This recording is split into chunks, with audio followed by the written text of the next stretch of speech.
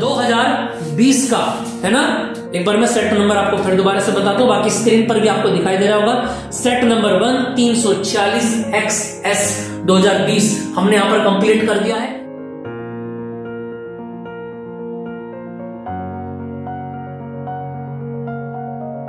Hello दोस्तों, क्या हाल चाल। मैं विपुल राम शर्मा एक बार फिर आप लोगों का स्वागत करता हूं आपके अपने परिवार ऑफिशियल वीआईपी क्लासेस में। दोस्तों बात करते हैं आज की क्लास नंबर 3 यहां पर है, और हमने एक सेट कंप्लीट, एक सेट को आप जानते हैं 3 घंटे का समय आपको एग्जाम के अंदर मिलेगा। तो इसी तरीके से जिससे आपको क्वेश्चंस क्लियर हो जाए, हमने 3 आवर्स की ड्यूरेशन में इस वीडियोस को डिवाइड किया है। पार्ट नंबर फर्स्ट में मैंने आपको स्टार्टिंग के 3 क्वेश्चन कराए थे, बाकी के मैंने आपको 4 से 7 तक 6 तक कराए हैं, और आज की वीडियोस में मैं 7 से लेके आगे के क्वेश्चंस आपको कंटिन्यू करूंगा। ठीक है, सेट नंबर फर्स्ट चल रहा है आप लोगों का 2020 का। ठीक है दोस्तों, चले अपने क्वेश्चन काम को आगे बढ़ाते हैं। देखें जरा नेक्स्ट क्वेश्चन की अगर हम बात करें, देखें जरा 5 तक के क्वेश्चन, 6 तक के क्वेश्चन मैंने आपको करा दिए थे। अब बात करते हैं क्वेश्चन नंबर 7 पर। देखिए स्क्रीन पर क्वेश्चन नंबर 7 में क्या पूछा गया है। देखो फर्स्ट, पहला क्वेश्चन है 7 का। क्या पूछा गया है, प्रकाश विद्युत प्रभाव के नियमों का उल्लेख कीजिए। सबसे इंपॉर्टेंट टॉपिक है, याद रखना। एग्जाम में ऐसा हो नहीं सकता, क्या नहीं हो सकता। अब ऐसा मत बोलना कि तुझे मेरे याद ना है, ऐसा कुछ नहीं है। लेकिन यहां पर एग्जाम में ऐसा हो नहीं सकता कि आइंस्टीन से रिलेटेड ना पूछे, क्योंकि आइंस्टीन कौन है, पिताजी है। समझ में आ गई बात या नहीं। और अगर तुम्हारे घर में शादी ब्याह हो तो पिताजी को पूछा जाएगा कि नहीं पूछा जाएगा। बिल्कुल सेम टू सेम यहां पर है। आपके फिजिक्स के एग्जाम में याद रखना, आइंस्टीन चचा को जरूर पूछा जाएगा। उसके ऊपर कम से कम याद रखना 2 क्वेश्चन आपको क्वेरी के जरूर मिलेंगे। ठीक है, देखें जरा, जैसे यहां पर पूछा गया सीधा सीधा, नियमों का उल्लेख कीजिए। प्रकाश विद्युत प्रभाव के नियमों का उल्लेख कीजिए, और तीव्रता न्यू, आवृत्ति का प्रकाश W कार्यफलन वाले धातु के परस्पर पड़ता है। प्रकाश विद्युत धारा तथा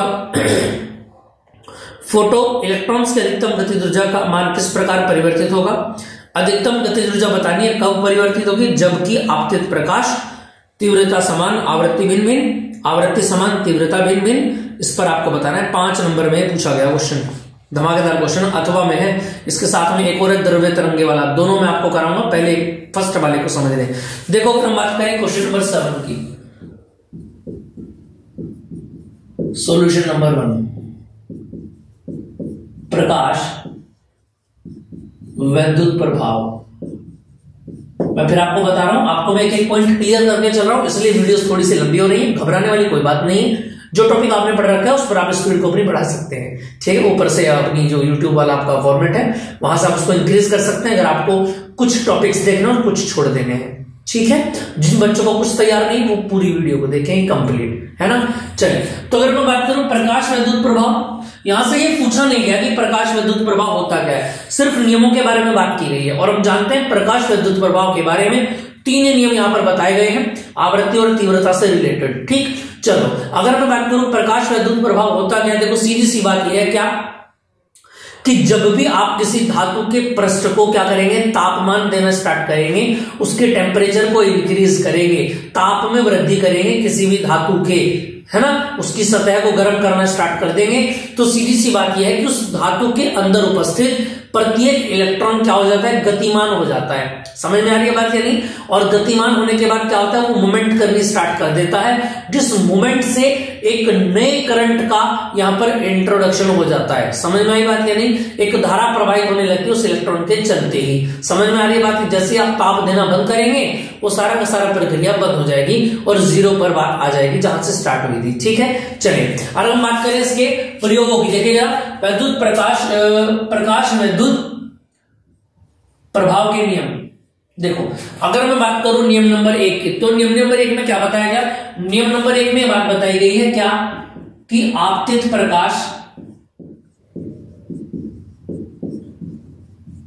प्रकाश की आवृत्ति। यहां पर क्या बात बोली है कि जो आप प्रकाश उसके ऊपर डालेंगे, जो प्रकाश आप क्या करेंगे, इंसिडेंट करेंगे। आ रही है बात समझ में क्या नहीं आ रही है। ठीक है, वो याद रखना हमेशा धातु की देहली आवृत्ति से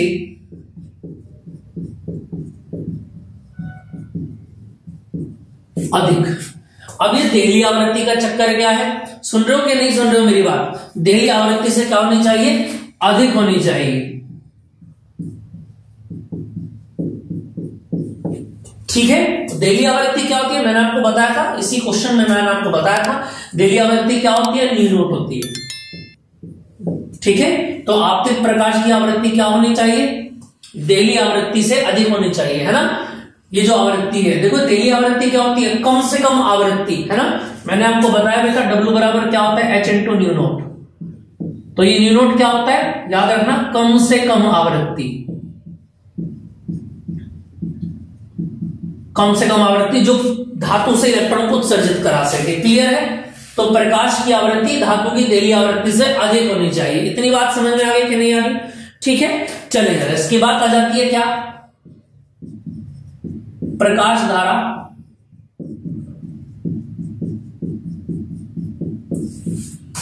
आपतित प्रकाश की आवृत्ति, आवृत्ति के समानुपाती होनी चाहिए। क्लियर बात समझ में आ रही है कि नहीं आ रही? यानी कि जो यहां पर धारा उत्पन्न होगी, जो इंड्यूस्ड करंट आएगा, यहां पर जब करंट प्रोड्यूस होगा, वो आपतित प्रकाश कौन सा प्रकाश है जो हम उसके ऊपर डाल रहे हैं, जो हम उसको उस धातु के सतह को हम दे रहे हैं, है ना। उस आपतित प्रकाश की आवृत्ति के क्या होनी चाहिए, समानुपाती होनी चाहिए। इतनी बात समझ में आ रही है कि नहीं आ रही? और नियम नंबर 3 की अगर हम बात करें तो क्या होती है कि जो प्रकाश धारा है वो क्या होना चाहिए, आपतित प्रकाश की तीव्रता के समानुपाती होना चाहिए। आ रही बात समझ में नहीं आ रही? ये 3 बातें इसमें बताई थी। अब यहां से कुछ बात और भी पूछ ली जाती है, देखो जरा। एग्जाम के अंदर 2 बातें पूछी जाती है, मैं आपको बता देता हूं। इससे अलग थोड़ा सा क्वेश्चन को मैं थोड़ा सा और डीप लेकर नहीं जा रहा हूं इसी क्वेश्चंस को। मैंने क्या बताया आपको कि जो प्रकाश धारा है वो तीव्रता के कैसी होती है, समानुपाती होती है। और प्रकाश धारा आवृत्ति के भी समानुपाती होती है, यानी तीव्रता के समानुपाती, और आवृत्ति दोनों के अनुपात होगी, यानी फ्रीक्वेंसी के भी और इंटेंसिटी के भी। क्लियर बात समझ में आ रही है कि नहीं आ रही? यानी आवृत्ति और तीव्रता के बीच में अगर ग्राफ खींचे, यह एग्जाम में पूछ लिया जाता है। जैसे कि अगर मैं बात करूं,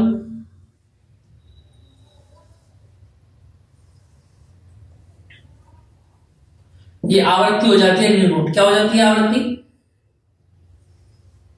न्यू नोट। ये आवृत्ति यहां पर हो जाती है। आ रही बात समझ में? और ये जो इंटेंसिटी बनेगी I3, I2 और I1, ये न्यू क्या है, इस I के समानुपाती होता है। यानी ग्राफ से अगर पूछा जाए I3 greater than I2 greater than I1, ये ग्राफ कई बार पूछ लिया जाता है एग्जाम में। याद रखना, 2023 के बच्चों के लिए बता रहा हूं, काफी इंपोर्टेंट टॉपिक है जो एग्जाम में पुटअप कर लिया जाता है। ठीक है बेटा जी, क्लियर बात समझ में आ रही है? ठीक है, अब यहां से न्यू के बीच में अगर ग्राफ पूछा जाए, न्यू और वी नोट के बीच में ग्राफ पूछा जाए, ये भी मैं आपको बता देता हूं। देखो जरा,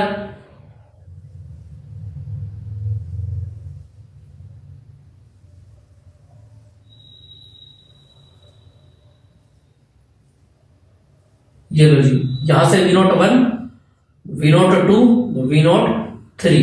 क्लियर है कि नहीं है? ये 0 हो जाता है, ये आ जाता है ऊपर। आ रही बात समझ में आ रही? अगर मैं बोलूं यहां से न्यू कितना बन जाएगा, तो देखो न्यू 3, न्यू 2 और न्यू 1। तो यहां पर भी ग्राफ का रिजल्टेंट कैसा आएगा, new 3 greater than new 2 greater than new 1। ये ग्राफ एग्जाम में पूछ ले जाता है। ठीक है, क्लियर? यहां पर नहीं पूछा गया, लेकिन फिर भी अगर आपको टाइम मिलता है तो ये ग्राफ आप रिप्रेजेंट वहां पर कर देंगे। ठीक है, आपके मार्क्स इसमें अच्छे और इंक्रीज होंगे और क्वेश्चन का आंसर भी आपका इफेक्टिव हो जाएगा। ठीक है, चलो, अगर समय बच रहा है एग्जाम के अंदर तो याद रखना, वहां पर क्या कर सकते हैं आप, अगर ग्राफ आपको याद है उस टॉपिक का, तो उस टॉपिक से रिलेटेड ग्राफ आप लोग बना सकते हैं। ठीक है, थोड़ा सा और इम्पैक्ट पड़ेगा आपके क्वेश्चंस का। अच्छा, चलिए, अब इसमें एक बात और पूछी गई है, क्या देखना है, इसको हम देख लेते हैं। पहले क्या बात पूछी गई, इसमें बात और पूछी गई है कि बताइए फर्स्ट पार्ट में तीव्रता समान और आवृत्ति भिन्न भिन्न। ये तो पूछा गया कि कि भाई अगर तीव्रता समान हो और आवृत्ति भिन्न भिन्न हो, समझ में आ रही है, तो क्या होगा, देखो याद रखना, हमको एक बात पता है, आवृत्ति बढ़ाने पर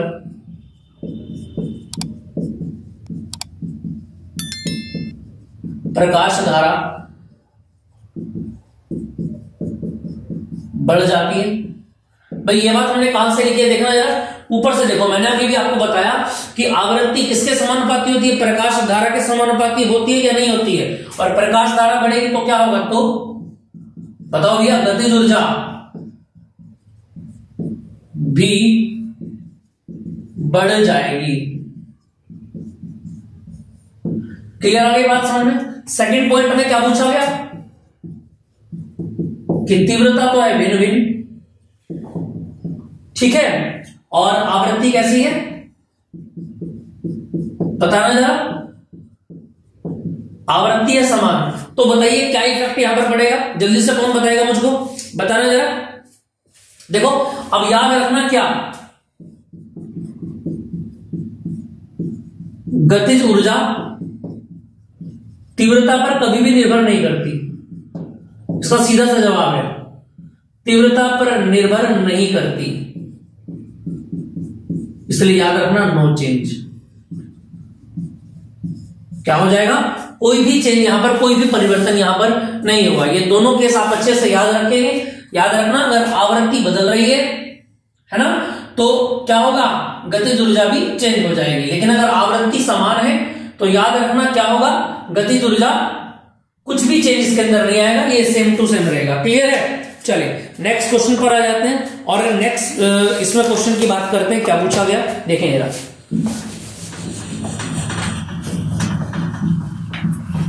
जल्दी से इसको आज एंड कर देंगे, फिर उसके बाद अगला सेट उठाएंगे और थोड़ा सा स्पीड के लेकर के चलेंगे, मेरा आप सभी से रिक्वेस्ट है ना।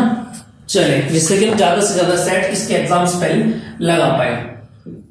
अथवा में क्या दे रखा है भैया, 7वें के अथवा में क्या पूछा गया, अगर मैं बोलूं यहां पर देखना जरा, क्वेश्चन क्या है, द्रव्य तरंगे क्या होती हैं, है ना, यह यांत्रिक तरंगों तथा वैद्युत चुंबकीय तरंगों से किस प्रकार भिन्न होती हैं। चलो जी देखेंगे अभी। और हाइड्रोजन ये न्यूमेरिकल दे रखा है 7 में, ठीक है, वैद्युत धारा पूछा गया। चलो जी, अगर मैं पूछूं द्रव्य तरंगे क्या होती है, कौन बताएगा, किसने बताया था इनके बारे में, जल्दी से कमेंट करें। आप कमेंट कर दिया करें, है ना, मैं बाद में जब आपके व्यूज वगैरह देखूंगा तो वहां चीजें मैं नोट कर लूंगा कि कितने बच्चे हमसे जुड़ रहे हैं, ठीक है। द्रव्य तरंगे क्या होती है, अगर मैं आपसे पूछूं इसको, अगर द्रव्य तरंगे की बात आए तो याद रखना सबसे पहले एक साइंटिस्ट का नाम है डी ब्रोगली। क्या नाम है, डी ब्रोगली। ये साइंटिस्ट जिन्होंने द्रव्य तरंगों के बारे में हमको जानकारी दी थी। क्लियर बात समझ में आ रही है कि नहीं आ रही है, ठीक है, इतनी बात समझ में आ रही है। चलो इसके बारे में देख लेते हैं अब क्या क्या बताया गया था। देखो डी ब्रोगली के अनुसार क्या बताया गया, डी ब्रोगली के अनुसार जब भी कोई गतिमान कण जैसे फोटोन इत्यादि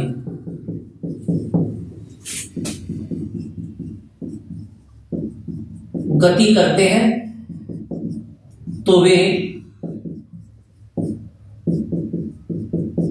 एक तरंग की भांति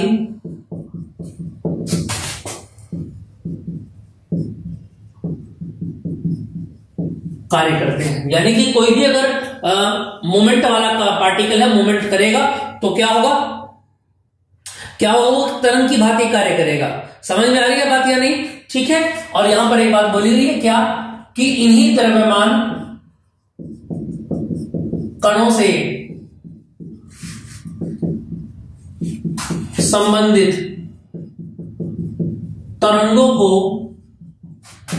द्रव्य तरंगे कहा गया। क्लियर बात समझ में आ रही। और यही बात किसने बताई थी हमको, डी ब्रोगली ने बताई थी। और याद रखना यहां से सीधी सीधी बात आ जाती है, m बराबर h/c लैम्डा। क्लियर बात समझ में आ रही है नहीं आ रही, ठीक है। चलो इसको आप नोट करके याद रखेंगे। अब यहां से पूछा गया कि विद्युत चुंबकीय तरंगों से भिन्नताएं कैसे कैसे हैं।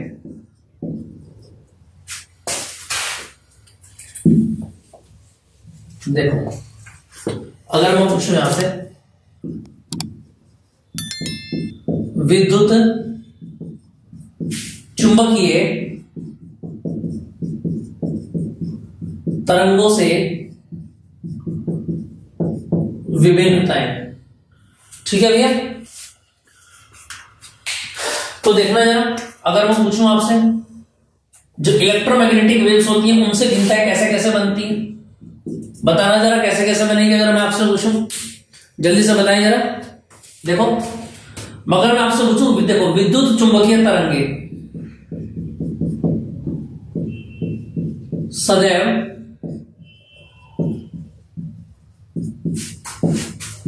चुंबकीय क्षेत्र से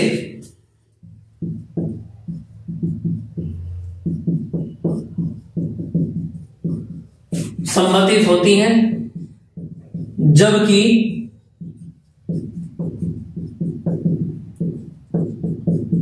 द्रव्य तरंगे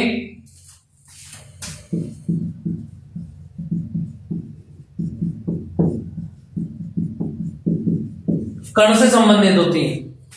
क्लियर आगे बात समझ में नहीं? यहां तक कोई दिक्कत किसी को?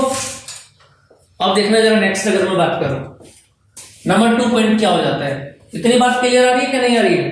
देखो जरा सेकंड पॉइंट की अगर मैं बात करूं, देखना जरा भाई, हमको एक बात पता है क्या कि विद्युत चुंबकीय तरंगों का वेग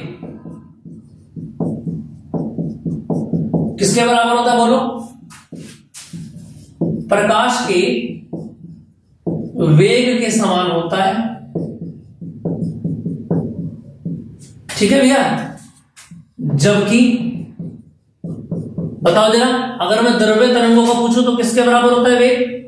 ये एग्जाम में पूछ लिया जाता है भैया, याद रखना। द्रव्य तरंगों का वेग याद रखना फिक्स नहीं होता है, भिन्न भिन्न होता है। क्लियर है बात भैया या नहीं? बताना जरा, ये डिफरेंस आपको क्लियर हो रहे हैं कि नहीं हो रहे हैं कि विद्युत चुंबकीय तरंगे हमेशा चुंबकीय क्षेत्र से संबंध रखती हैं और द्रव्य तरंगे कण से संबंध रखती हैं। विद्युत चुंबकीय तरंगों का वेग प्रकाश के वेग के बराबर होता है, यानी 3 × 10⁸ मीटर पर सेकंड, है ना। और द्रव्य तरंगों का वेग कैसा होता है? अलग अलग होता है, भिन्न भिन्न होता है। समझ में आ रही है बात या नहीं? ठीक है। और सबसे लास्ट पॉइंट इसका सबसे इंपॉर्टेंट जो है कि विद्युत चुंबकीय तरंगों को संचरण के लिए अगर मैं पूछूं यहां से किसकी आवश्यकता नहीं होती है, बताना जरा। संचरण के लिए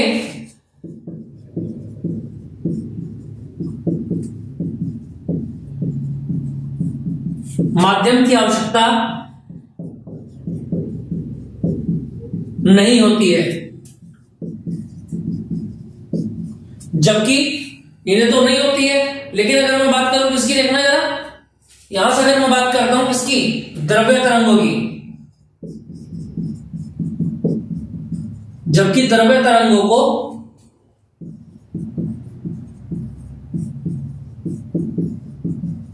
माध्यम की आवश्यकता होती है।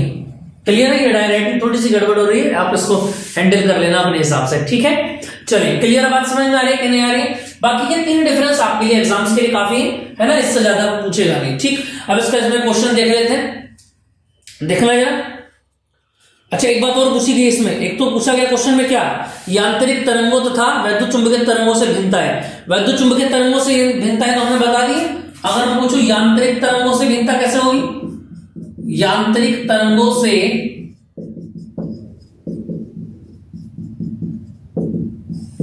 भिन्नता है, बताओ भाई जरा।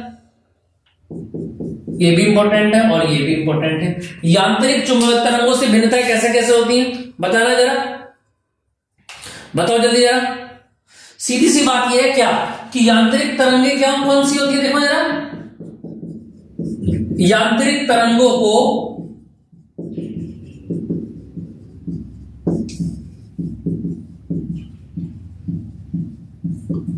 माध्यम की आवश्यकता होती है। क्लियर बात समझ में आ रही है? लेकिन द्रव्य तरंगों को किसकी आवश्यकता होती है, बताना जरा। द्रव्य तरंगों में भाई यांत्रिक तरंगों में माध्यम की आवश्यकता होती है, इसको पूरा लिख लो चलो। और जबकि द्रव्य तरंगों में माध्यम की आवश्यकता तो होती है, लेकिन इंपोर्टेंस किसको दी जाती है? जबकि द्रव्य तरंगों में मुख्यतः कण को दी जाती है। डी ब्रोगली ने यह बात बताई थी कि कण को यहां पर महत्वता ज्यादा दी जाएगी। क्लियर? आगे बात समझ में? स्क्रीनशॉट इसका आप लोग ले सकते हैं, बाकी इसको आप नोट कर रहे हैं तो ज्यादा अच्छी बात है। ठीक है, समय निकाल करके देखो, जब इसका एक न्यूमेरिकल कर लेते हैं। देखो जरा स्क्रीन पर आपको क्लियर दिखाई दे रहा है ना, कोई दिक्कत वाली बात तो नहीं है। चलो थोड़ा सा स्पीड से देखिए जरा। देखो जी, न्यूमेरिकल में क्या पूछा गया भैया?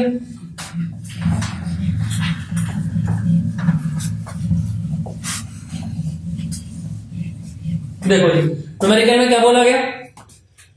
न्यूमेरिकल में बोला गया है हाइड्रोजन परमाणु में एक इलेक्ट्रॉन नाभिक के चारों ओर इतने मीटर एंगस्ट्रॉम की त्रिज्या है ना, यानी R बराबर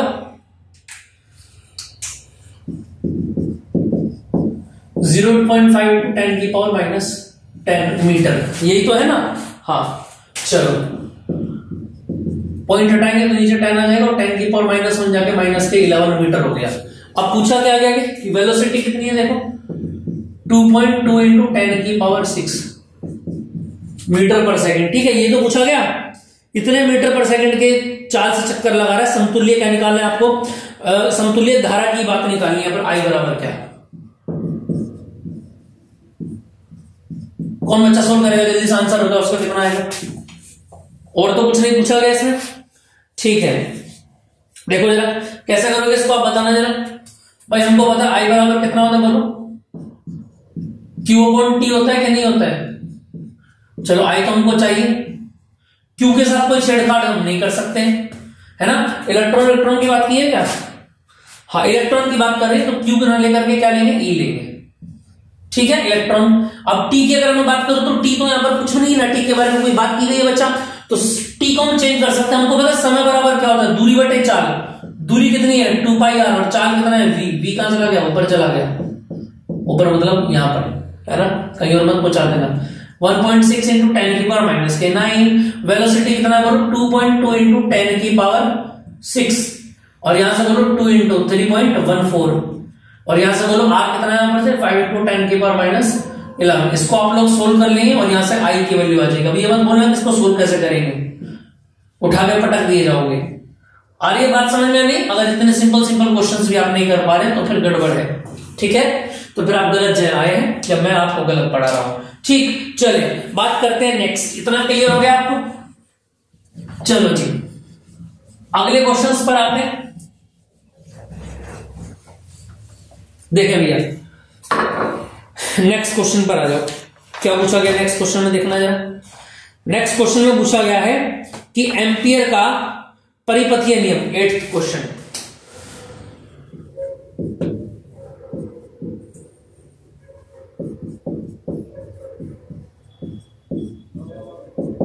एम्पियर का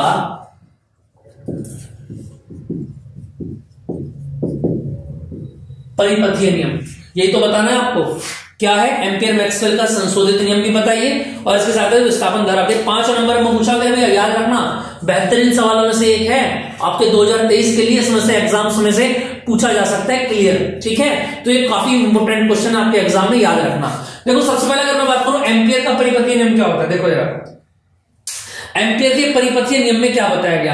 एम्पियर के परिपथीय नियम में बताया गया कि किसी भी बंद क्षेत्र में, जैसे कि आपने गॉस की प्रमेय पढ़ी थी, वेक्टर B डॉट dl, इन दोनों का अगर किसी भी चुंबकीय क्षेत्र का उसके क्षेत्रफल, उसकी लंबाई के साथ में जो क्लोज इंटीग्रल होगा वो किसके बराबर होना चाहिए? किसके इक्वल होना चाहिए? तो याद रखना μ0 × I के बराबर होना चाहिए। यही क्या है? एम्पियर का परिपथीय। जैसे हमने गॉस की प्रमेय पढ़ी थी इलेक्ट्रिक के अंदर, है ना, φ बराबर, बिल्कुल वैसे ही सेम यहां पर आपको ये चीजें देखने को मिलेंगी। क्लियर? आगे बात समझ में नहीं आ गई? बताना जरा, इतनी बात क्लियर, बात समझ में आ गई? ठीक है, तो याद रखना, इसको आप ऐसे लिख सकते हैं, किसी बंद क्षेत्र में, अगर मैं बोलूं यहां से तो उसकी डेफिनेशन कैसे बनाएंगे आप, कि किसी भी बंद क्षेत्र में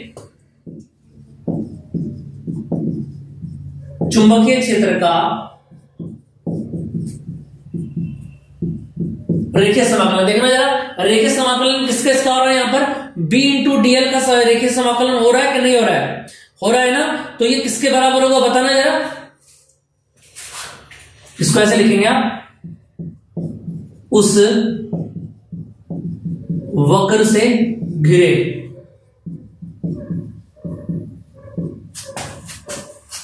कुल पृष्ठ की धारा का म्यू नॉट गुना होता है। समझ में आएगा। और यही क्या है आपका एम्पियर का परिपथीय नियम यहां पर पूर्ण हो जाता है। आगे बात समझ में कि नहीं आगे, तो close integral b into DL बराबर म्यू नॉट इंटू आई, इसको प्रूफ करना भी एग्जाम में पूछ लिया जाता है, लेकिन उसको आप अलग से देख लेंगे। यहां पर इसके और पार्ट्स में इसके आपको करा देता हूं। क्लियर बात समझ में आ गई। अब सेकंड पार्ट में क्या पूछा गया बताना जरा, सेकंड पार्ट में क्या पूछा गया कि एक तो विस्थापन धारा बतानी है क्या होती है ना, और एम्पियर मैक्सवेल का संशोधित नियम, एम्पियर मैक्सवेल का संशोधित, ऐसे तो लिखा जाएगा भाई, देख लेना एक बार, एम्पियर मैक्सवेल का संशोधित नियम। अब एम्पियर मैक्सवेल का संशोधित नियम क्या है देखना जरा। अगर मैं यहां से बात करूं, ये कैपेसिटर लगा दिया S1 और S2, ये प्रतिरोध इसमें लगा दिया गया। क्लियर बात समझ में आ रही है। डायग्राम सभी को दिखाई दे रहा है। इसमें तो बैटरी भी हम जोड़ देंगे यहां पर, ठीक है, और एक स्विच हमने यहां पर लगा दिया। ठीक है भैया, ये स्विच हमने यहां पर लगा दिया, जिसको कुंजी बोल सकते हैं, और हमने यहां पर ये बैटरी लगा दी, प्रतिरोध हो गया R। ठीक है, यानी कहने का मतलब है जब इसके अंदर हम करंट फ्लो करना स्टार्ट करेंगे तो करंट फ्लो होना तो स्टार्ट हो जाएगा, और यहां से पॉजिटिव करंट फ्लो होगा और घूम फिर के दोबारा से यहीं पर वापस आ जाएगा। लेकिन हमने जो इसमें संधारित्र लगा रखा है, क्या लगा रखा है, संधारित्र, ये ऊर्जा को संचित करना स्टार्ट कर देगा। समझ में आ रही है बात या नहीं। और यानी कि टोटल की टोटल ऊर्जा S1 में S1 में पहुंचनी स्टार्ट कर देगा। इसको मैं लिखा नहीं रहा हूं, आप अपनी थ्योरी में अपने हिसाब से लिख सकते हैं, बात को मैं फिर बता रहा हूं आपको। उपरोक्त उपकरण के अनुसार हम सारी चीजें कनेक्ट करेंगे, और जब इसमें धारा प्रवाहित करनी स्टार्ट करेंगे तो संपूर्ण ऊर्जा यानी 90% ऊर्जा जो है वो कौन ले जाएगा, S1। जब ये संधारित्र चार्ज करना स्टार्ट कर देगा तो संपूर्ण ऊर्जा किसमें चली जाएगी, S1 में चली जाएगी। और अगर मैं पूछूं आपसे क्या, S1 पर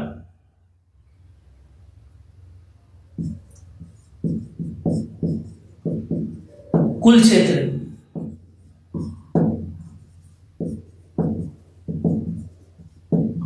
तो म्यू नॉट इंटू आई बनेगा कि नहीं बनेगा। आ रही है बात समझ में कि नहीं आ रही, ठीक है ना, इतनी बात क्लियर है। और अगर मैं बोलूं क्या, इस वजह से लिखना पृष्ठ S1 पर, दूसरा क्या आएगा पृष्ठ S2 पर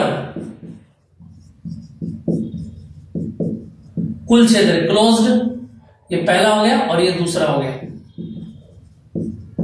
दूसरे पर कोई धारा जाएगी नहीं, इक्वेशन नंबर 1 हो गई, और इक्वेशन नंबर 2 हो गई। दूसरे पर कोई धारा जाएगी ही नहीं, ऐसा बताया मैक्सवेल ने। क्लियर बात समझ में आई। सारी की सारी संपूर्ण धारा S1 में चली गई और S2 पर कोई धारा जाएगी ही नहीं। लेकिन क्या कभी किसी ऐसे परिपथ में हो सकता है कि पॉजिटिव में सारा का सारा करंट आ रहा हो और नेगेटिव में पूरा का पूरा कोई भी करंट ना जा रहा हो? नहीं, ऐसा पॉसिबल नहीं है। सिंपल सी बात समझ में आ रही है। तो यहां पर मैक्स एम्पियर ने यह बताया कि ऐसा ये कंफर्म ही नहीं है कि इसमें सारा करंट चला गया और इसमें कुछ भी करंट ना जाए। तो इस करंट को फिक्स करने के लिए यहां पर मैक्सवेल ने क्या बताया, मैक्सवेल ने क्या करा, इसको क्लियर करने के लिए, इन दोनों को फिक्स करने के लिए, तो याद रखना, देखो यहां पर याद रखना क्या लिखेंगे आप, इस विरोधी स्थिति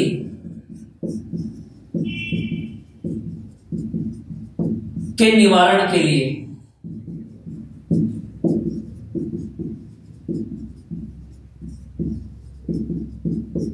विस्थापन धारा आईडी का निर्माण हुआ। क्लियर बात समझ में आ रही है कि नहीं आ रही? अब अगर मैं पूछूं आपसे विस्थापन धारा क्या होती है, अगर मैं आप लोगों से पूछूं विस्थापन धारा क्या होती है, तो क्या बताएंगे आप लोग, बताना जरा। इसका नोटिफिकेशन होता है आईडी। जल्दी से बताना जरा, एक बार सोच के बताइए क्या होती है विस्थापन धारा।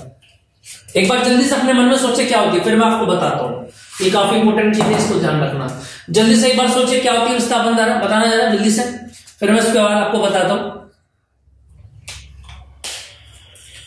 देखो याद रखना, नॉर्मली अगर मैं बात बताऊं, हमको एक बात बताई जाती है क्या, कि चुंबकीय क्षेत्र में परिवर्तन हो रहा है ना, जिसके कारण धारा प्रवाहित हो रही है, ऐसे ही तो कुछ बताया जाता है विद्युत चुंबकीय प्रेरण में। चलो देखो 90% तो यही होता है, लेकिन कुछ चांस ऐसे हो जाते हैं क्या, कि वैद्युत क्षेत्र में परिवर्तन, क्या बताया मैंने, परिवर्तित वैद्युत क्षेत्र से भी क्या हो जाता है, धारा का उद्गम हो जाता है। परिवर्तित वैद्युत क्षेत्र से भी क्या हो जाता है, परिवर्तित वैद्युत क्षेत्र से भी धारा का क्या होता है, उद्गम होना स्टार्ट हो जाता है। क्लियर बात समझ में आ रही है कि नहीं आ रही है बात समझ में, ठीक है ना।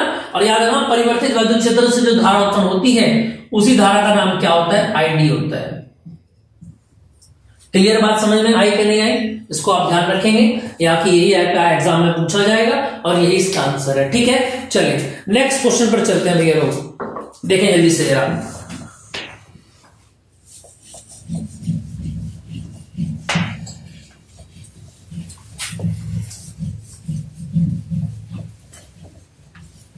नेक्स्ट क्वेश्चन, कुछ दिक्कत आए तो पूछ सकते हैं, फिर दोबारा कोई दिक्कत वाली बात नहीं है ना, कमेंट कर सकते हैं आप लोग, उस कमेंट के अकॉर्डिंग मैं आपको सारी चीजें कंप्लीट करा दूंगा। ठीक है भैया, देखिए जरा नेक्स्ट क्वेश्चन में क्या बोला गया, इसी का और करके है 8th का ही।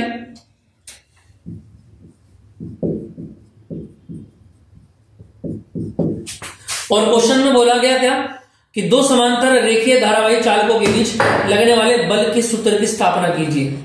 समझ में आई या नहीं, यानी कहने का मतलब यह है, दो समांतर धारावाही, इसको आप ऐसे भी लिख सकते हैं, सीधे लंबे तारों के बीच लगने वाला बल।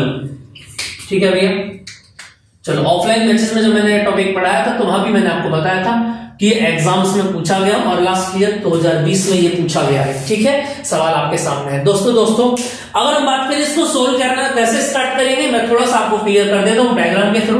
देखो अगर मैं बात करूं, सबसे पहले यहां तक का डायग्राम दिख जाएगा ना, तो हाँ ठीक है, ये लो जी, दो वायर मैंने लिए आपके सामने, एक वायर 1 है और एक वायर 2 है। ठीक है, दोनों में सेम करंट है, ये N है और ये M है, दोनों में सेम करंट है, सेम, यानी इसको I1 कह दो और इसको I2 कह दो। अब आपको ये बताना है कि इन दोनों के बीच में जो फोर्स लगेगा, ये फोर्स क्या होगा, इसकी वैल्यू आपको यहां पर निकाल के दिखानी है। क्लियर बात समझ में आ रही है कि नहीं आ रही, चलो जी, इनके वायर की डिस्टेंस मान लेते हैं R12 मान ले, या इसको PQ मान सकते हैं, ये P है और ये Q है, N और M। अब देखो नॉर्मल से अगर मैं बात करूं, सबसे पहले यहां पर क्या बात बताएंगे, इन वायर के बारे में अगर हम बात करें, देखना जरा, अगर मैं बोलूं आपसे क्या, चालक तार P के कारण बिंदु M पर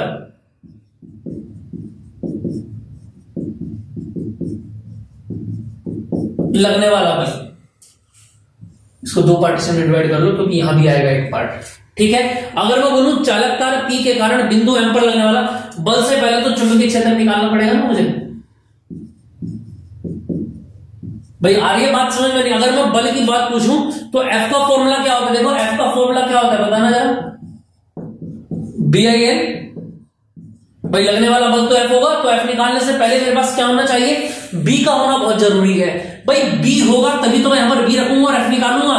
तो अगर मैं B पूछूं आपसे तो तार के कारण B का फॉर्मूला क्या होता है बताना जरा भाई। B बराबर क्या होता है, वायर के कारण μ0/2 पाई इंटू I/R होता है कि नहीं होता है बताना जरा फॉर्मूला भैया।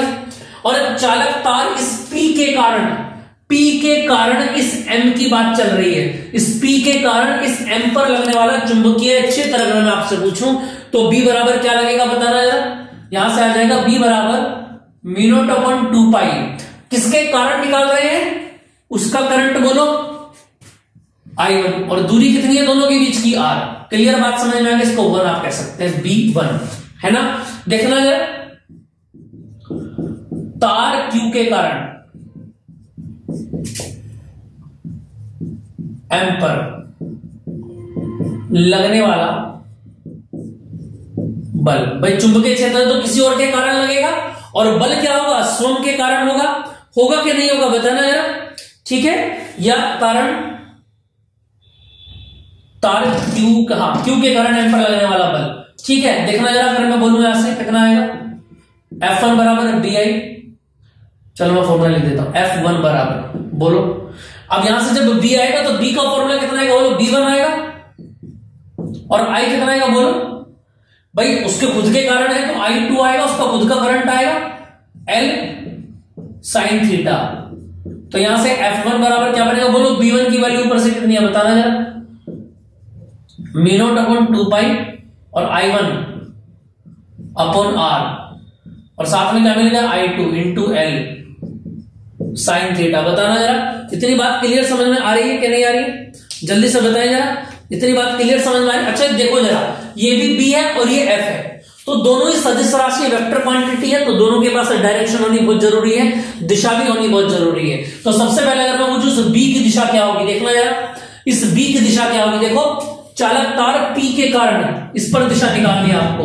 तो देखना जरा, अगर मैं बोलूं आपसे चुंबकीय क्षेत्र की दिशा कैसे निकालते हैं, बताना जरा। मैंने आपको बता रखा है लेफ्ट हैंड, देखो मैंने आपको बता रखा है, देखो आपको एक नाम याद रखना है FB।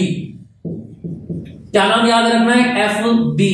भाई फेसबुक तो सभी चलाते हैं ना, अब देखो याद रखना, लेफ्ट हैंड पे कौन आ रहा है, F आ रहा है कि नहीं आ रहा है, तो लेफ्ट फ्लेमिंग के लेफ्ट हैंड रूल से क्या निकालेंगे आप, F की डायरेक्शन निकालेंगे बेटा जी, याद रखना।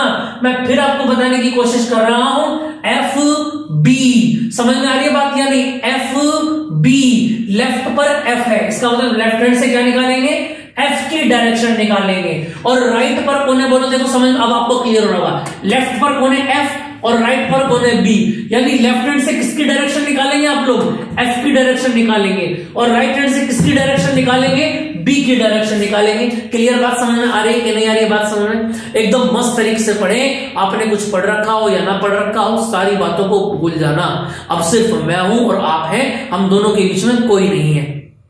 समझ में आ गई बात या नहीं, ठीक है, चलो देखें आप, और तुम जानते हो हम दोनों के बीच में कोई आया तो सबसे पहले तुम जानते हो वो डायलॉग, चलो देखें जरा, तो लेफ्ट से F निकालेंगे, तुम अगर मुझको यहां पर B की डायरेक्शन निकालनी है तो राइट हैंड से निकालना पड़ेगा, और राइट हैंड का रूल क्या है बताओ जरा, फ्लेमिंग का राइट हैंड रूल देखो, थंब और सारी की सारी फिंगर्स, थंब को किसकी डायरेक्शन में रखेंगे, करंट की डायरेक्शन में, एग्जिट पॉइंट कहां पर, यहां पर आ जाओ, थंब को क्या करेंगे बोलो, करंट ऊपर जा रहा है तो थंब को ऊपर की डायरेक्शन में करेंगे, ये फिंगर्स ऐसे भी रख सकता हूं ऐसे भी रख सकता हूं, लेकिन फिंगर्स किस साइड में करनी है, उस पॉइंट की डायरेक्शन में करनी है जहां हमको डायरेक्शन निकालनी है, और इसके कारण डायरेक्शन कहां निकालनी है, इस एम पर निकालनी। तो देखना जरा ऐसे लगेगा कि नहीं लगेगा, है ना, करंट ऊपर है तो आई ऊपर चला गया, फिंगर्स किस साइड में रखेंगे, towards that point where we will find the direction of B, यहां पर आपको निकालनी है ना, तो क्या करेंगे, फिंगर्स कहां लगी, देखो फिंगर्स एक्ट किस तरफ को कर सकती है, किस तरफ बल लगा सकती है, अंदर को बल लगा सकती है कि नहीं लगा सकती है, तो इसका बताना जाए कहां लगे, बोलो अंदर की तरफ को डायरेक्शन आएगी कि नहीं आएगी, बी की डायरेक्शन, B1 की डायरेक्शन। समझ में आ गई बात, इतनी आपको बात क्लियर आ गई होगी। अब बात करते हैं F की डायरेक्शन, तो F की डायरेक्शन कैसे निकालेंगे बताना जरा, F की डायरेक्शन कैसे निकालेंगे बोलो जरा, बताओ जल्दी से जरा, देखो जरा F की डायरेक्शन कैसे निकालेंगे बोलो जरा, जाओ कैसे निकालेंगे, FBI, देखो B का अंदर को है FB, ठीक है, और I का ऊपर है, ऊपर आ रहा है कि नहीं आ रहा है, अरे ऊपर आएगा कि नहीं आएगा, यानी इधर इस पॉइंट पर लगाएंगे ना भाई, इस वही तो निकाल रहे हैं ना, तो इस पर लगाओ, आई कहां है बोलो, FBI अंदर को है तो कहां डायरेक्शन आएगी इसकी बोलो, इस साइड में डायरेक्शन आएगा कि नहीं आएगी, समझ में आ रही है बात या नहीं, तो डायरेक्शन किस तरफ बनेगी बोलो, F1 की दिशा किसकी ओर होगी बोलो, P की ओर होगी, ठीक है, और इस B1 की दिशा क्या होगी बताना जरा,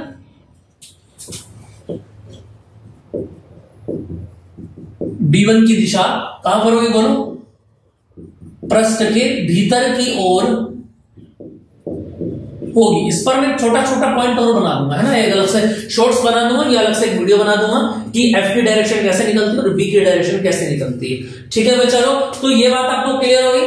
तो यहां से क्वेश्चन नंबर 1 बन जाती है आपकी, ये समझ में आ गई बात। अब सिमिलरिटी बिल्कुल आप क्या करेंगे, सारी बातें कन्वर्ट हो जाएंगी। अब ये बातें अब तक एम के ऊपर निकाला है हमने, अब ये बातें एन के लिए कन्वर्ट हो जाएंगी। जैसे देखो जरा, अगर मैं बोलूं यहां पर क्या, चालक तार क्यू के कारण बिंदु कहां पर है, एन पर है। अब इस तार के कारण किस पर निकालेंगे, बोलो, इसको तो हटा दो। अब इस तार के कारण इस पर निकालेंगे, एन पर क्या लगाएंगे, लगने वाला डायग्राम को देखते रहे, लगने वाला चुंबकीय क्षेत्र। अगर मैं आपसे पूछूं बी बराबर, B2 बराबर क्या लगेगा, बोलो, V0/2 इंटू आई। इसके कारण निकाल रहे हैं तो करंट इसका आएगा I2/R। क्लियर बात समझ में आ गई। चलो अगर इसकी दिशा पूछो तो क्या होगी बताओ,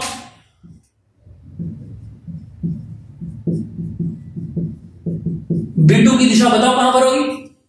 अगर मैं पूछूंगा आपसे B2 की दिशा कहां होगी, बोलो, B की दिशा, D की निकालनी है ना, तो F से लेफ्ट हैंड की और B की दिशा राइट हैंड से। तो ऐसा लगाएंगे, फिंगर्स कहां पर एक्ट लगा सकती है, किस तरफ बल लगा सकती है, बाहर की तरफ को बल लगा सकती है। यानी इसकी दिशा कहां जाएगी, बोलो, बाहर की तरफ को आ जाएगी।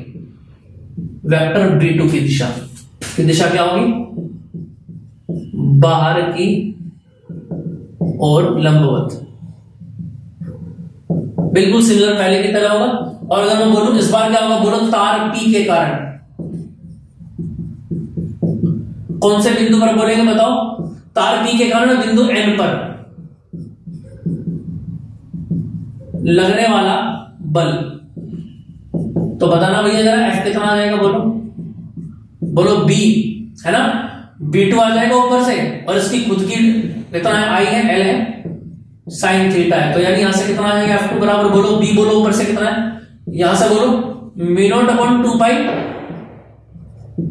I1 पहले लिख लिया, I2 उसका बाद में लिख लिया, कोई बात नहीं, R into L sine theta. बताओ जरा समझ में आ रहा है कि नहीं आ रहा है, देखना जरा यहां से। अगर मैं बोलूं आपसे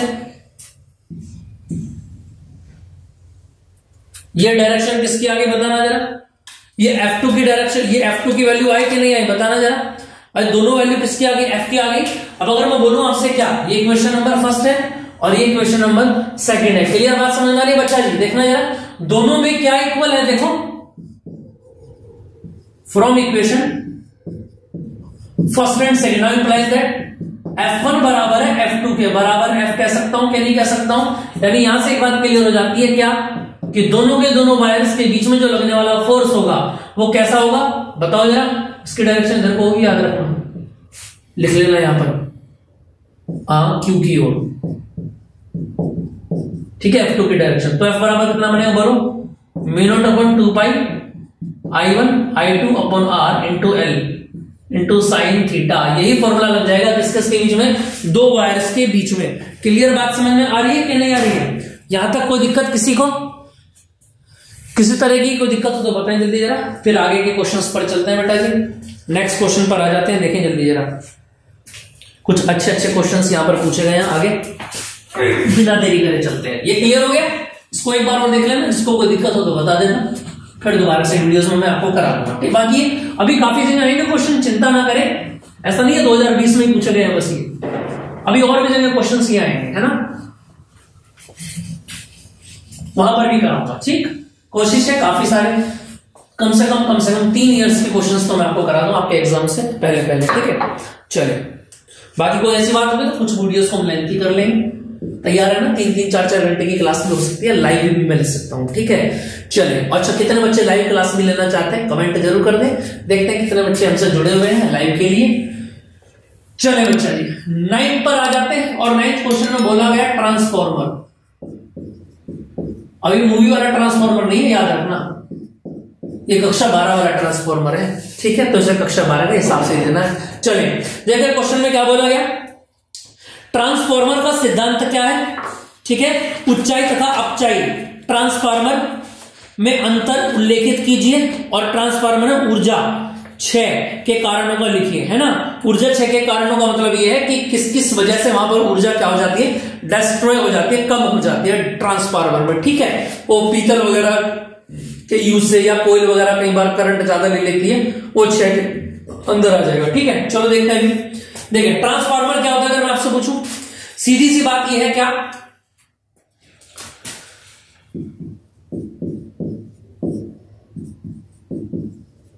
निम्न विभव की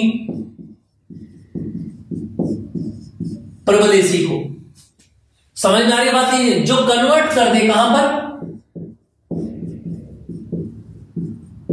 उच्च विभव की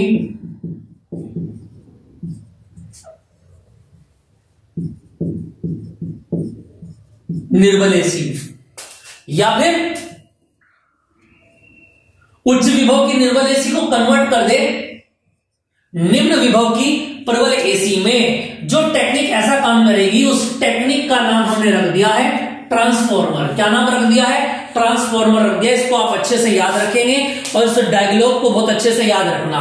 यहां से ट्रांसफार्मर के दो टाइप होते हैं। कितने टाइप होते हैं देखना जरा भैया लोग, दो टाइप होते हैं। एक तो होता है क्या, स्टेप अप, जिसको हिंदी में बोलते हैं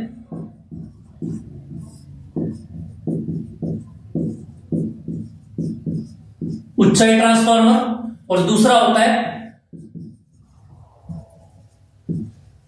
स्टेप डाउन, यानी कि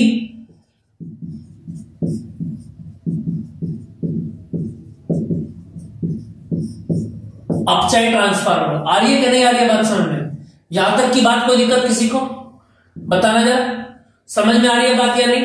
चलो अब स्टेप अप क्या होता है, याद रखना, जो वोल्टेज को बढ़ा सके, याद रखना, जो वोल्टेज को बढ़ा सके। भाई बोर तो नहीं हो रहा है कोई भी, चलो हो रहा है तो कुछ कर ही नहीं सकते हैं, इसको तो करना ही होगा, है ना। और स्टेप डाउन क्या होता है, जो वोल्टेज को घटा सके, यानी अगर वोल्टेज कम कर रहा है, तुमने देखा कई बार, अब तो ऑटोमेटिक आने लगे। पहले घर में जो वोल्टेजर लगे रहते थे वो कैसे होते थे, कई बार लाइट तेज आती थी, कट मारता था, वो बंद हो जाता था।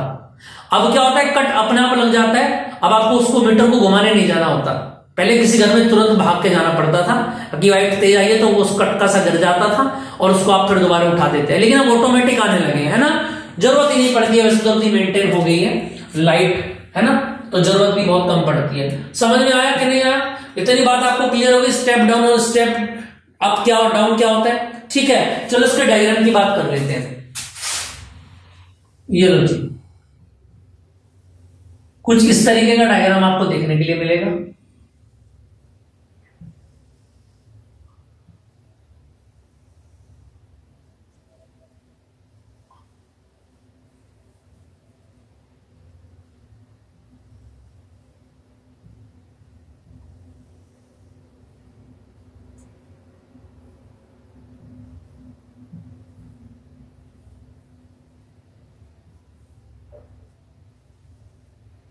ठीक है जी,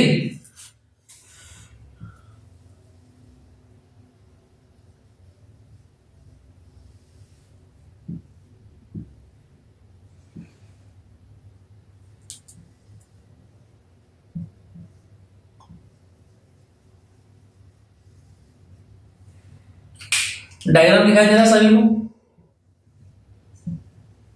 ये लो जी, ऐसा डायग्राम दिखाई देगा आपको।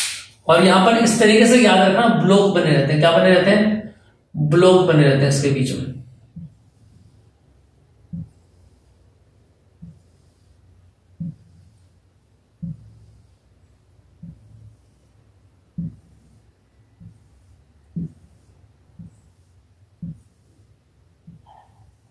क्या बने रहते हैं, इस तरीके से ब्लॉक बने रहते हैं। ये प्राइमरी कॉइल होता है और ये सेकेंडरी कॉइल होता है।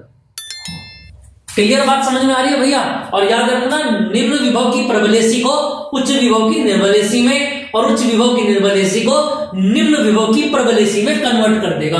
ये डायग्राम आपके सामने दिखाई दे रहा है। क्लियर बात समझ में आ रही है कि नहीं आ रही है, ठीक है। देखो जरा, अब मैं अगर यहां से बात करता हूं इसके क्वेश्चंस की, ये अन्योन्य प्रेरण के सिद्धांत पर कार्य करता है। याद रखना, अन्योन्य प्रेरण का एप्लीकेशन है। अन्योन्य प्रेरण के सिद्धांत पर कार्य करता है। क्लियर बात समझ में आ रही? चलो अब अगर मैं बोलूं, देखो ES बराबर minus K N D phi upon D T, ये क्या है? ये वैद्युत चुंबकीय प्रेरण का द्वितीय नियम था कि E जो होता है वो विद्युत वाहक बल जो होता है वो किसके बराबर होता है? Minus K S D phi upon D T के अन्योन्य प्रेरण में बताया गया था, सॉरी है ना। तो ध्यान रखना इसको। अब ये इसकी फॉर्मूला प्राइमरी के लिए बन गया minus K N T D phi upon D T. अगर मैं दोनों को उठा के डिवाइड कर दूं तो क्या बनेगा? ES upon EP. डिवाइड करेंगे तो दोनों minus minus cancel, D phi D cancel, तो NS अपॉन क्या बन जाएगा? NP बन जाएगा। और इसको क्या बोलेंगे? R बोलेंगे। क्या बोलेंगे? R बोलेंगे। और ये R ही क्या कहलाता है आपका? याद रखना, परिणयन अनुपात।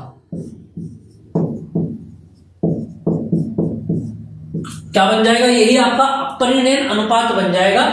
ES अपॉन EP बराबर NS अपॉन NP बराबर N, यही परिणयन अनुपात आपका बन जाता है। क्लियर बात समझ में आ रही है कि नहीं आ रही है? यहां तक बात समझ में आ गई?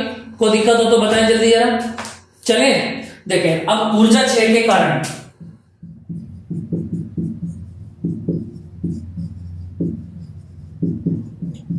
यानी कि ऊर्जा कहां कहां पर खप सकती है। सबसे पहला तो यह तांबे का प्रयोग, जो इस कुंडली में अच्छा सुचालक होने की वजह से ये जो कुंडलियां बनाई जाती हैं ये प्योर तांबे की बनाई जाती है ना, कॉपर की। अब प्योर कॉपर की होने की वजह से क्या क्या हो जाता है? ये प्योर कॉपर क्या कर जाता है भैया? धारा को क्या कर देता है? धारा को अवशोषित करना स्टार्ट कर देता है। क्या कर देता है? धारा को अवशोषित करना स्टार्ट कर देता है, जिससे कि जितनी वोल्टेज इसमें दे रहे हैं उतनी वोल्टेज यहां पर नजर नहीं आती है। क्लियर बात समझ में आ रही है कि नहीं आ रही है? और दूसरा हो जाता है आपका भंवर धाराओं में हानि। जो भंवर धाराएं बनती हैं, हालांकि सिलेबस में नहीं है लेकिन फिर भी बता देता हूं, लोहे को घुमाने से जो धारा उत्पन्न होती है वो भंवर की भांति होती है। जैसे पानी में आपने देखा है घूम बना रहता है भंवर, ऐसे ही जब किसी रोड को लगातार घुमाते हैं तो वहां पर जो धाराएं उत्पन्न होती है वो भंवर की भांति होती है, ब्लेंडर के तरह। ठीक है, तो यहां पर ये ब्लेंडर जो होगा वो भंवर धाराएं कहलाएगा। तो यहां से दो इसके ऊष्मा क्षय के कारण है, इनको आप अच्छे से याद रखेंगे। क्लियर बात समझ में आ गई? यहां तक कोई दिक्कत किसी को? चले नेक्स्ट क्वेश्चन पर चलते हैं, जल्दी से देखिए जरा।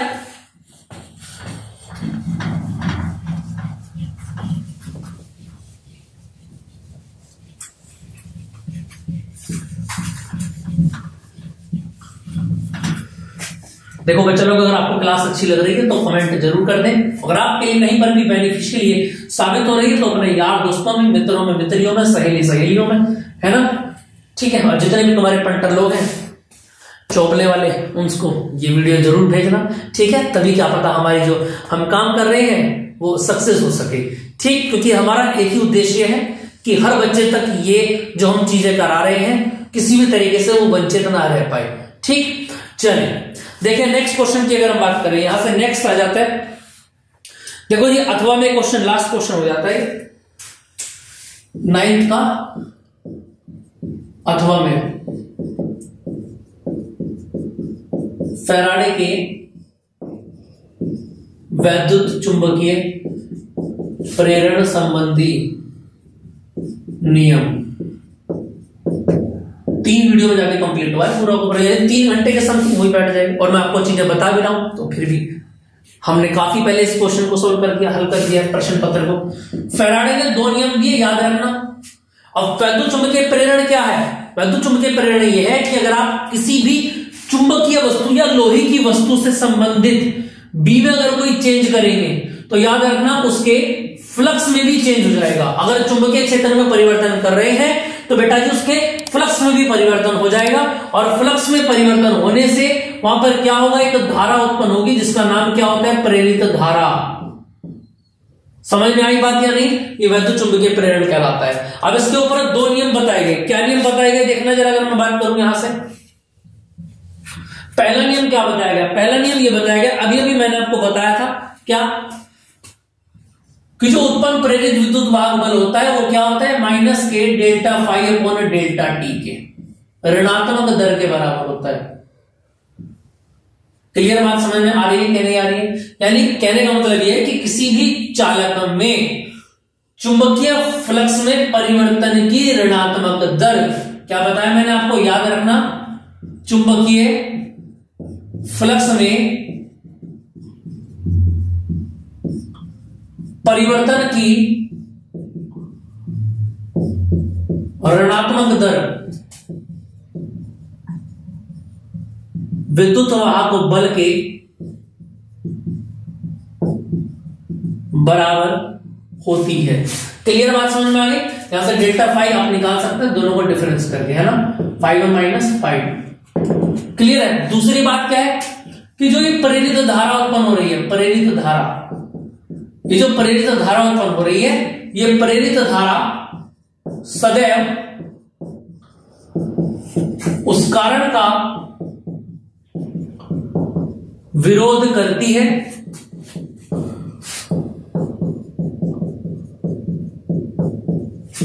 जिससे यह उत्पन्न होती है। यानी कहने का मतलब यह कि प्रेरित धारा सदैव उस कारण का विरोध करेगी जिसकी वजह से वो उत्पन्न होगी। आ रही है कि नहीं आ रही है बात समझ में? यानी कि अगर मैं बात करूं यहां से, क्या देखो, इसका एक एग्जांपल मैं आपको बता देता हूं। एक एग्जांपल ये है कि चुंबक का नॉर्थ पोल है,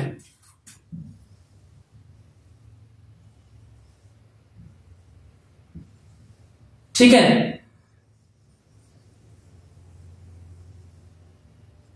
समझ में आ रही है कि नहीं आ रही है बात समझ में? ठीक है, ये चुंबक का एक नॉर्थ पोल है और इस चुंबक के नॉर्थ पोल को जैसे जैसे मैं देखो, जैसे पहले कुंडली रखी हुई थी, यहां पर कोई चुंबक नहीं थी, तो उस कुंडली में धारा विक्षेप कितना था? शून्य था, कोई किसी तरीके का करंट नहीं था।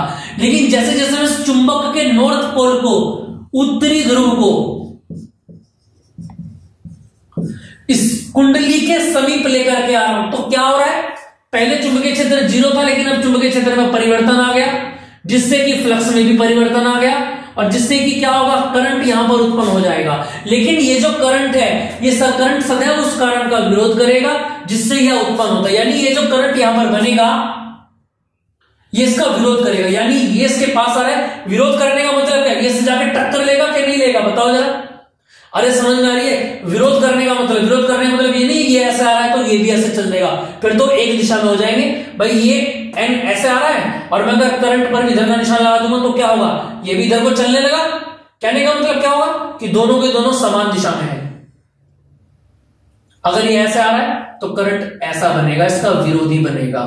आ रही है बात समझ में कि नहीं आ रही है ना? और जो एंटी क्लॉकवाइज होता है वहां पर क्या बनता है? नॉर्थ बनता है, याद रखना। एंटी क्लॉकवाइज में क्या बनता है? नॉर्थ बनता है। क्लियर बात समझ में आ रही है कि नहीं आ रही है? अब ऐसे अगर मैं बात करूं, यहां से साउथ पोल मैंने ले लिया और इस बार साउथ पोल को मैं क्या लेके जा रहा हूं? उल्टा लेकर के जा रहा हूं। ये बहुत इंपॉर्टेंट बात है, मैं आपको बता रहा हूं बेटा जी, इनको बहुत अच्छे से आप याद। इधर को करंट इधर जा रहा है ना, तो यानी इधर डायरेक्शन हो जाएगी। अब देखो ये भी क्या हुआ? ये भी इधर जा रहा है, साउथ पोल जा रहा है उधर। साउथ पोल जाने का मतलब क्या? साउथ पोल की तरफ को अट्रैक्ट होगा कि नहीं होगा? यहां पर भी नॉर्थ बनेगा और ये भी इधर जाएगा। आ रही है बात समझ में? नहीं आ रही है? क्लियर बात समझ में है कि नहीं है? यानी कहने का मतलब यह है कि प्रेरित धारा सदैव उस कारण का विरोध करेगी जिससे यह उत्पन्न होगी। इतनी बात क्लियर है? यहां तक कोई दिक्कत किसी को? समझ में आ रही है बात? चलिए जी नेक्स्ट क्वेश्चन पर चलते हैं इसके। और इसी का एक पार्ट और दिया गया है, उसमें क्या पूछा गया आपसे, देखना जरा, जल्दी से देखें जरा।